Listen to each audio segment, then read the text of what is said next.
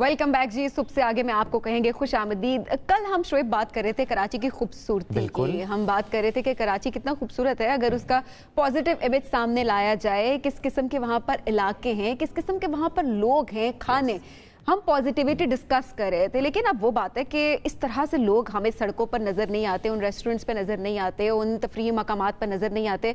वो है एक खौफ की वजह से स्ट्रीट क्राइम्स। आपको याद है गवर्नर सिंध ने भी कहा था कि अगर मेरी कोऑर्डिनेशन आईजी सिंध से उस स्ट्रीट क्राइम पर काबू पा लिया जाएगा। कल मुर्तज़ा वहाब साहब ने भी कहा था कि नहीं रौनकें हैं, अब हम उस पर काम करें और स्ट्रीट क्राइम पर कमी है।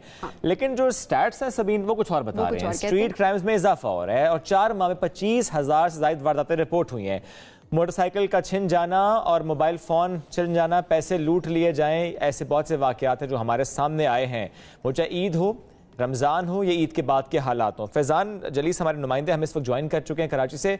फैज़ान, जानना चाह रहे हैं कि दावे अपनी जगह हुकूमत के इदारों के, लेकिन जो स्ट्रीट क्राइम है उसका जिन तो बेकाबू ही है वहाँ पर।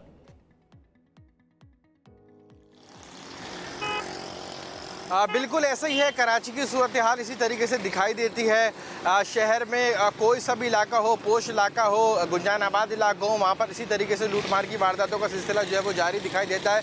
पुलिस के दावे और इक़दाम भी जो है वो सामने आते हैं। अगर मैं आपको इस साल रमा साल में अब तक की डेटा के हवाले से बताऊँ जो मात हुई हैं अब तक इस डकैती के दौरान, 45 अफराद अपनी जान से जो है वो हाथ धो बैठे हैं, जबकि ज़ख्मी होने वालों की तादाद डकैती मुज़ाहमत पर जो है वो 300 से ज़ायद है। रमज़ान मुबारक में भी जो है वो काफ़ी बड़े दावे किए गए थे। पुलिस ने कहा था कि स्नैप चेकिंग, मार्केटों पर, बाज़ारों के अतराफ़ में जो है वो पिकेट्स काफ़ी ज़्यादा सख्त की जाएगी। लेकिन उसके बावजूद 11 अफराद माह रमज़ान में जो है वो डाकुओं ने कत्ल किए। और अगर रमज़ान के बाद, ईद के बाद से लेकर अब तक की बात की जाए तो फायरिंग और पुरतशद्दुद वाक़यात में जो है वो 13 अफराद जाँबाग हो चुके हैं, जबकि डकैती मुज़ाहमत पर कत्ल होने वाले 3 अफराद हैं जिनको ईद के बाद से लेकर अब तक, यानी कि इस महीने के ये भी 3 दिन है और पिछले जो माह गुजरा है 22 तारीख को ईद थी और उसके बाद से लेकर अब तक।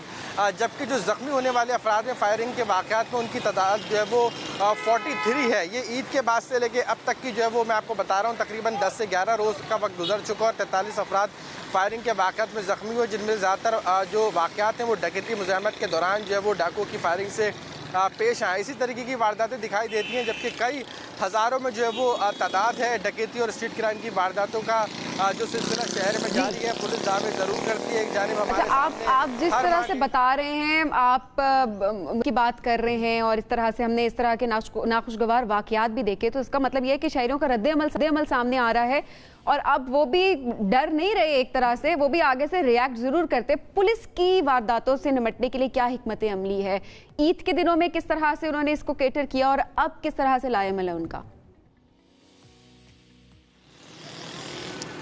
स्ट्रीट क्राइम की सूरत हाल की अगर बात की जाए तो ना सिर्फ रमज़ान के बाद, बल्कि ये मसला कई सालों से जो है वो कराची के शहरियों को जो है वो दरपेश है। पिछले साल की भी अगर डेटा देखा जाए तो 119 अफराद डकैती मुज़ाहमत पर कत्ल हुए थे और कराची पुलिस चीफ की जानिब से दावा ज़रूर किया गया था कि स्ट्रीट क्राइम में जो है वो कमी आई है और उनकी तरफ से तादाद जो है वो 100 के अंदर के करीब बताई गई थी। 96 अफराद का कत्ल जो है वो उन्होंने जो है वो दावा किया था कि डकैती मुज़ाहमत पर लोगों को कत्ल किया। लेकिन पिछले 7 से 8 साल का रिकॉर्ड जो है वो गुज़श्ता साल टूटा था और इस साल का जब आगाज़ हुआ है तो अब तक 45 अफराद जो है वो जाँबाग हो चुके हैं। दूसरी जानिब पुलिस का लाहेअमल, पुलिस के इक़दाम और पुलिस की जो स्ट्रेटजी और पॉलिसी है तो उसकी भी अगर बात की जाए तो न सिर्फ शहर में एंटी स्ट्रीट क्राइम फोर्स तश्कील दी गई, मोटरसाइकिल स्क्वाड तश्कील दिए गए, SSU की जानिब से स्केटिंग फोर्स भी हमने देखा था कि कुछ माह कबल जो है वो तश्कील दी गई थी और ये कहा गया था कि शहर में जहाँ पर भी ट्रैफिक जाम होता है वहाँ पर स्ट्रीट क्राइम की जो वारदातें होती हैं उनके सद्देबाब के लिए ये स्केटिंग फोर्स फौरी रिएक्ट करेगी। लेकिन इस तरह की कोई सूरत हाल देखने में नहीं आई और शहर भर में लूटमार की वारदातें इस तरीके से जारी थी। दूसरी जानिब कराची में जो है वो जिस तरीके से असले का ज़्यादा इस्तेमाल किया जाता है तो IG सिंध ने बाकायदा तौर पर काउंटर टेररिज्म डिपार्टमेंट को एक टास्क दिया था कि शहर में जो गैर कानूनी असले की तरसील होती है उसके खिलाफ कार्रवाई करें। लेकिन उसके बाद भी हमने देखा कि लूटमार की अच्छा फैज़ान, एक मामला और भी, लूटमार की वारदातों से मुताल्लिक हम बात कर रहे हैं। बहुत सी जगहों पर हम देखते हैं CCTV फुटेज भी सामने आती है, कुछ पिक्चर्स भी सामने आती हैं, क्लियर पिक्चर होती है, वो फुटेज क्लियर होती है, लेकिन उसके बावजूद भी वो मुल्जिम हमें गिरफ्तार नजर नहीं आते। क्या मामला है यहाँ पर? लूप होल कहाँ पे है?